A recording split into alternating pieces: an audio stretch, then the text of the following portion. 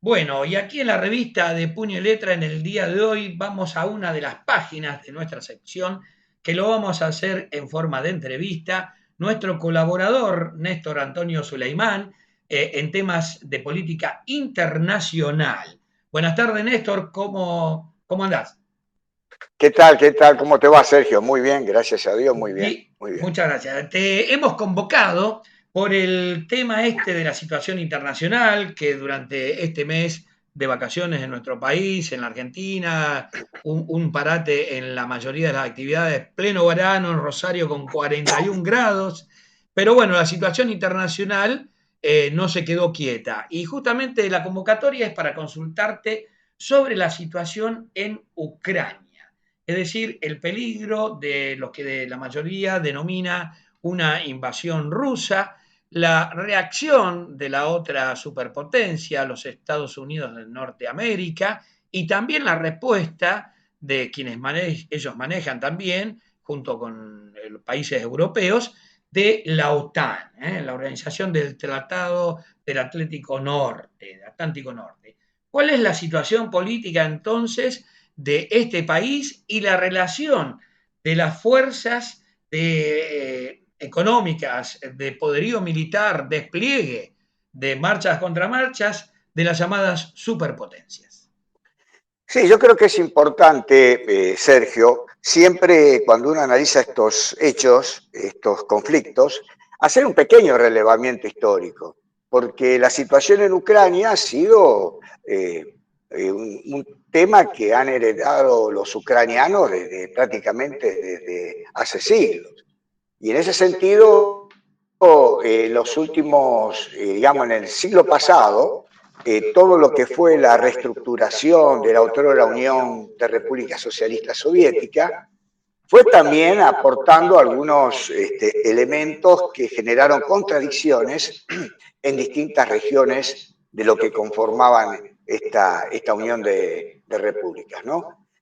Bueno, hemos conocido el caso del problema entre Armenia y Azerbaiyán por el famoso enclave Nagorno-Karabaj, una cuestión que fueron heredando de la construcción de esta URSS, con una serie de diseños cartográficos de acuerdo a los intereses que marcaba el Soviet Supremo y no los intereses locales, ¿no? Los intereses regionales.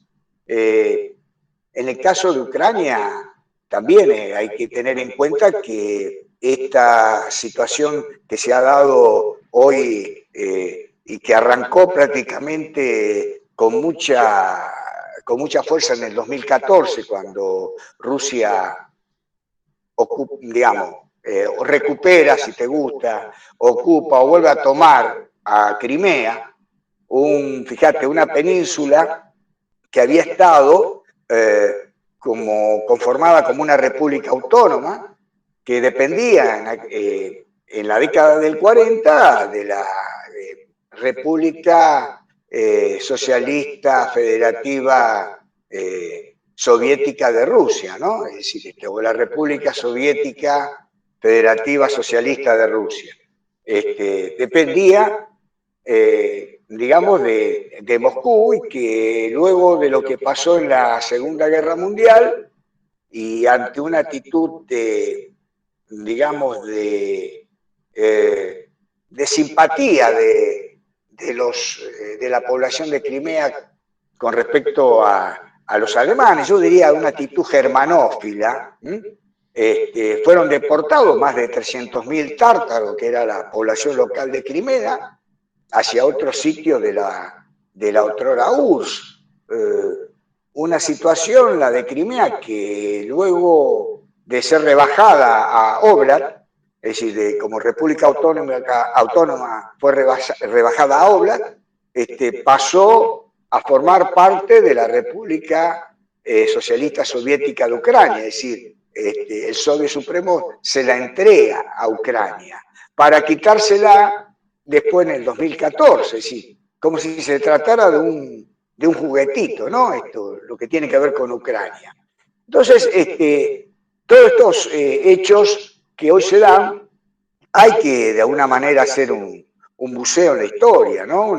Una región que estuvo ocupada en tiempos del zarismo con una fuerte, digamos, presencia y violenta de parte de los rusos, por allá por el siglo XVIII, por el año 1772, una política que llevaron adelante en aquel entonces los rusos de quitar la lengua, el ruteno, que era la lengua que hablaba la población del lugar, es decir, todo un proceso de rusificación, ¿no?, de lo que era aquella región conocida como Rutenia o rutenos, los lugareños de lo que hoy sería la actual Ucrania.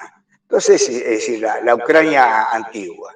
Entonces, un hecho que se fue, digamos, fue desencadenando lo que fue la Guerra de la Independencia en 1917 hasta 1921, donde Ucrania padeció el cercenamiento del territorio en tres pedazos, ¿no? Por un lado la República Ucraniana, Popular Ucraniana, por otro lado la República Popular de Ucrania Occidental,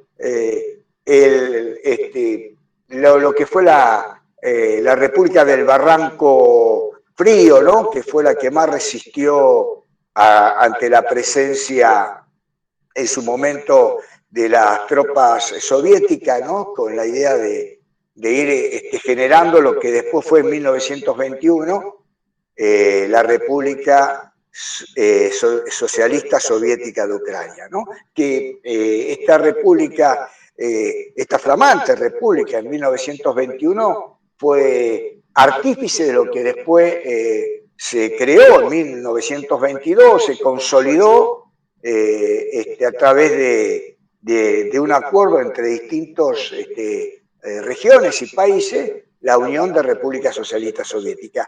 Como vemos, Ucrania siempre estuvo, digamos, fue una región que tuvo visitantes bastantes indeseados por la propia población ucraniana. Vos fíjate que en esa guerra de la independencia, cuando Ucrania realmente la pierde, gran parte de su territorio va a parar en manos de los polacos y otro pedazo en manos de lo que era la flamante Unión Soviética. O sea que fue una zona donde digamos, esta llegada de extranjeros y la resistencia del pueblo de los lugareños fue una constante, ¿no?, en la historia de Siempre en Ucrania. disputa política, militar, entonces. Claro, claro, y hay que Esa región. recordar un hecho muy importante, Sergio. En la década del 30, en 1933, se dio el famoso Holodomor, que fue el verdadero genocidio del pueblo ucraniano. Se habla que entre 4 a 6 millones de ucranianos murieron en todo este proceso que aplicaron, digamos, los soviéticos de ir generando una ingeniería social, ir corriendo a las poblaciones del lugar donde residían, aplicando políticas que sometían a la hambruna a la población local. Estamos hablando entre 4 y 6 millones de habitantes, de ucranianos murieron, o sea que toda una historia muy, digamos, muy cargada de violencia vivió el pueblo ucraniano. Inclusive en el año 1942 hasta el 1956, la creación de ese ejército insurgente ucraniano, que tuvo una posición independentista, peleaban tanto contra los nazis durante la Segunda Guerra como contra los soviéticos. Bueno, fueron exterminados, es decir, los intentos realmente independentistas siempre estuvieron, afloraron en esa comunidad. Y bueno, hoy hay una crisis muy aguda entre lo que es los países que integran la OTAN y Rusia. Rusia con esta idea de que no avancen hacia Oriente el pacto de la OTAN, que no incorpore más países al tratado de la OTAN. En este caso, la decisión del presidente Zelensky, el presidente ucraniano, es, bueno, adherir a la OTAN. que creo que puede ser una decisión soberana del pueblo ucraniano. Creo que esto tiene que ver, bueno, dejando a lado la posición del presidente, tiene que ver con una decisión del pueblo ucraniano, ¿no? Es decir, Así es, una ¿cuál es el destino? autodeterminación del pueblo. Claro. Ahora, está claro lo que es la OTAN, ¿no? Es decir, yo no quiero ponerme al lado de la OTAN.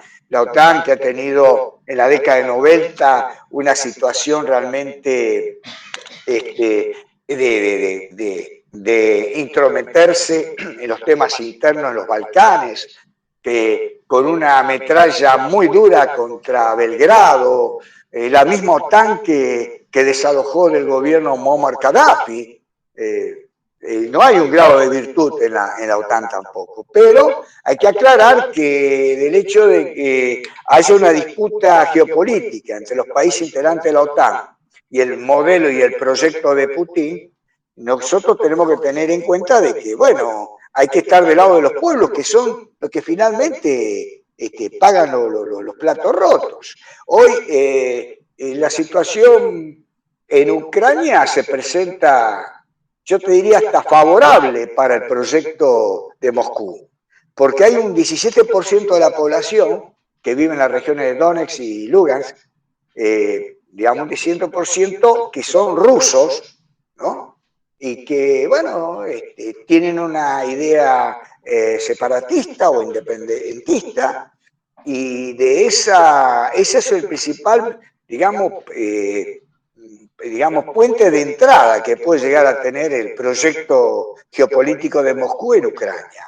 Yo creo que más allá de la ubicación de más de 100.000 hombres que forman parte de las Fuerzas Armadas de la Federación Rusa instalado en la frontera ruso-ucraniana, Moscú está jugando con esta minoría importante dentro de la población ucraniana que tienen también una decisión de carácter separatista, ¿no?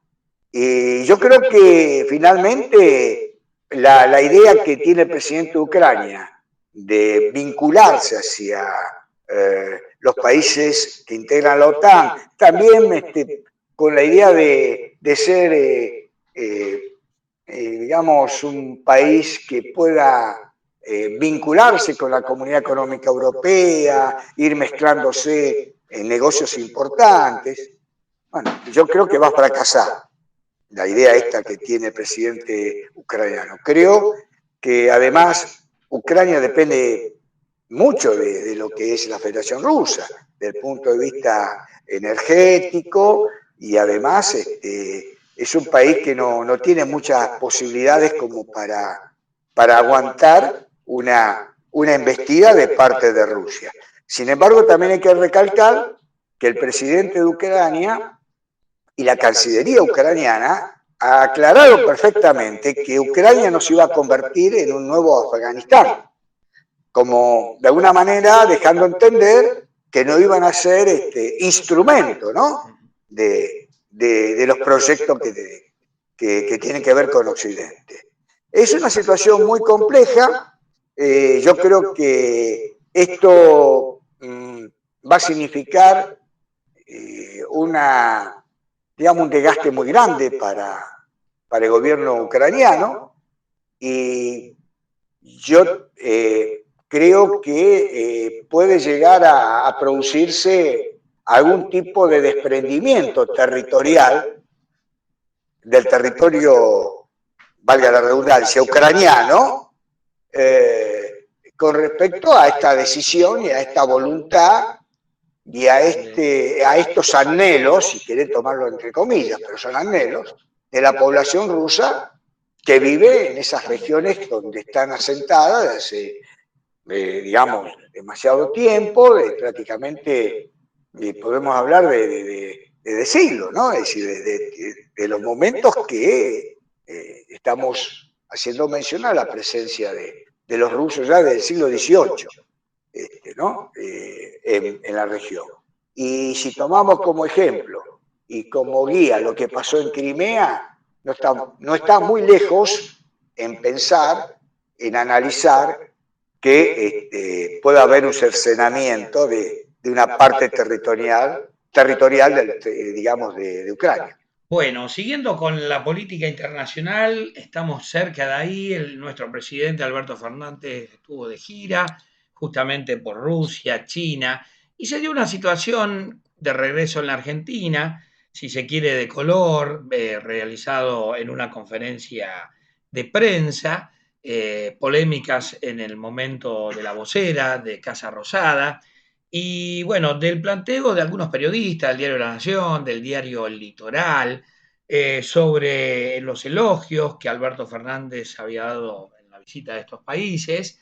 Y bueno, el planteamiento de algunos de los periodistas de un giro por parte de Argentina hacia el comunismo, de nuestro sistema republicano, en la democracia actual de tantos años, un giro hacia el comunismo. ¿Qué pensás de esto que los periodistas, en lugar de plantear otras cuestiones, como es el problema tan grande de la deuda externa, investigar la ilegitimidad, perseguir a la gente que fugó el país, a los responsables políticos y funcionarios, se dedican a preguntar estas cosas en rueda de prensa? Pero bueno, es parte de la política y del juego internacional. ¿Qué pensás de la Sí, Argentina yo comunista? creo que, bueno, fue una conferencia de prensa muy atípica, ¿no? Es decir, por el protagonismo que tuvieron esos periodistas, ¿no? Así, digamos, con una carga, como bien decís vos, anecdótica que bastante risueña, ¿no? Pensar de que porque la Argentina busque otros horizontes, en este caso China, o bien puede ser Rusia, bueno, en el caso de China se convierta, no sé, tome el formato o el modelo político de China, ¿no? Es decir, yo creo que en eso hay mucha independencia. Lo que hay que tener en claro es que Argentina busca incorporarse en esa nueva ruta de la seda, que, bueno, que tiene debilidades y fortaleza, digamos. La fortaleza de estar en un proyecto de expansión desde el punto de vista comercial de China, pero con una serie de condicionamientos que, en el caso de los países que están dentro de ese bloque, en algunos temas no son muy beneficiosos, ¿no? Porque las inversiones chinas apuntan fundamentalmente digamos, a su inserción en esas regiones y no realmente al despegue económico de esas, Comercial. claro, de esas regiones. Yo te digo, yo estuve en Mauritania, he visto cómo operan los chinos. Bueno, conocemos lo que está pasando en el Cuerno de África, donde hay una base militar china, ¿no? Ahí en la entrada del Mar Rojo. Entonces, pero bueno, yo creo que Argentina tiene y necesita una apertura y no está mal que tenga un nexo, un enlace y tratados con cualquier país desarrollado que pueda brindarle una ayuda, un despegue, sobre todo en la situación que estamos hoy portando, ¿no? Pero de ahí, de pensar de que esto implica no sé, un acercamiento al sistema político, que por otro lado, el sistema político en China, digamos, es muy atípico, ¿no? Es decir, no es tan ortodoxamente comunista, digamos, ¿no? Y por otro lado, creo que hay que darle importancia, Sergio, al ámbito regional. Es decir, lo de China, lo que puede ser Rusia, las inversiones, los negocios, me parece muy bien. Las aperturas, muy bien. Pero nosotros tenemos que privilegiar el ¿Qué ámbito pasa? regional. Exacto, en Hoy Latinoamérica. Chile, ¿Qué pasa en nuestra claro, región? hoy Chile se presenta con un futuro gobierno que realmente promete un proceso de desarrollo y de unidad latinoamericana muy importante. El presidente electo Gabriel Boric, con manifestaciones muy claras y muy elocuentes de sus funcionarios. Yo recordaba en un reportaje a la futura ministra de Cultura cuando le preguntaron sobre Israel y dijo, el Estado de Israel es un Estado genocida y punto. Digo, son discursos claros, ¿no? Lo de Castillo en Perú, con todas las contradicciones que tiene, es un proceso que los latinoamericanos tenemos que tener la esperanza de despegue de ese movimiento que, bueno, es de repentina llegada al gobierno, pero que tiene una embestida de parte de los sectores más retardatarios de la sociedad. Y acá está, hay un detalle importante. Sectores retardatarios de la sociedad lo atacan a Castillo. Y algunos sectores izquierdosos, por no decir de izquierda, se suman al ataque y me parece que no es la posición correcta que debían tener los sectores progresistas, latinoamericanistas en la región. Y después el otro caso importante es lo que se presenta en Colombia, con Petro, ¿no? Que promete también un proyecto político vinculado a la patria grande, ¿no? Así que yo creo que hay que darle mucha importancia a lo que ocurre, lo que acontece en el marco regional, ¿no? Bueno, muy bien, Néstor, te agradecemos la participación en esta página de internacionales en De Puño y Letra y quedaremos en contacto para seguir analizando la realidad política de nuestro país, la región, como decías vos, de Latinoamérica y obviamente la inserción en el mundo político de todos los continentes. Así que bueno, hasta una próxima entrevista. Te agradecemos entonces la participación en el día de hoy. Gracias, muy amable.